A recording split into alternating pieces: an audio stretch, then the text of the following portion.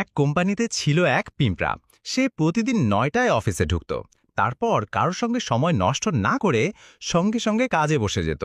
সে যে পরিমাণ কাজ করত তাতে কোম্পানির উৎপাদন হতো প্রচুর, এবং এর ফলে সে আনন্দের সঙ্গেই জীবন নির্বাহ করত। ওই অফিসের সিইও সিংহ অবাক হয়ে দেখত এই পিঁপড়াটি কোনো ধরনের সুপারভিশন ছাড়ি প্রচুর কাজ করছে। সিংহ ভাবল, পিঁপড়াকে যদি কারো সুপারভিশনে দেওয়া হয় তাহলে সে আরো বেশি কাজ করতে পারবে। কয়েকদিনের মধ্যেই সিংহ একটি তারাকুয়াকে পিঁপড়ার সুপারভাইজার হিসেবে নিয়োগ দিল। সুপারভাইজার হিসেবে এই তেলাপোকাটির ছিল দীর্ঘদিনের অভিজ্ঞতা, আর সে দুর্দান্ত রিপোর্ট লিখতে পারত। তেলাপোকাটি প্রথমে সিদ্ধান্ত নিল এই অফিসে একটি অ্যাটেন্ডেন্স সিস্টেম থাকা উচিত। কয়েকদিনের মধ্যেই তেলাপোকা মনে হলো তার একটু সিকিউরিটির দরকার, যে তাকে রিপোর্ট লিখতে সাহায্য করবে। সে একটা মাকড়সাকে নিয়োগ দিল এই কাজে। সে সব ফোন কল মনিটর করবে আর নথিপত্র রাখবে।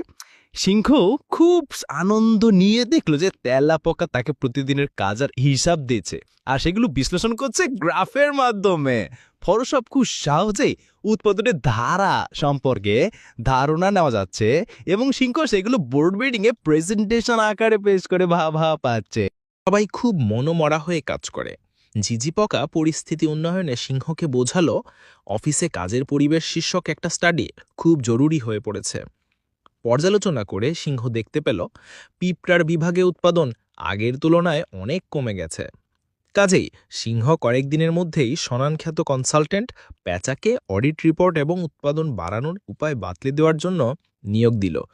প্যাচা ৩ মাস পিঁপড়ার ডিপার্টমেন্ট মনিটর করল, সবার সঙ্গে 1-to-1 কথা বলল। তারপর বেশ মোটাসোটা একটা রিপোর্ট পেশ করলো সিংহের কাছে। ওই রিপোর্টের সারমর্ম হলো, এই অফিসে প্রয়োজনের তুলনায় কর্মী বেশি, কর্মী ছাঁটাই করা হোক। পরের সপ্তাহেই বেশ কয়েকজন কর্মী ছাঁটাই করা হলো। বলুন তো, কে সর্বপ্রথম চাকরি হারালো? ওই হতভাগ্য পিঁপড়া। কারণ প্যাচার রিপোর্টে লেখা ছিল এই কর্মীর মোটিভেশনের ব্যাপক অভাব রয়েছে এবং সর্বদাই নেতিবাচক আচরণ করছে, যা অফিসের কর্মপরিবেশ নষ্ট করছে। শিক্ষা: অতিরিক্ত ম্যানেজমেন্ট, অপ্রয়োজনীয় মিটিং ও কাগজপত্র আসল কর্মদক্ষতা নষ্ট করে। যারা কাজ করে তাদের গুরুত্ব না দিলে প্রতিষ্ঠান ক্ষতিগ্রস্ত হয়। অবশেষে বলির পাঠা হয় সেই নিষ্ঠাবান কর্মী যে একসময় অফিসের আসল চালিকা শক্তি ছিল।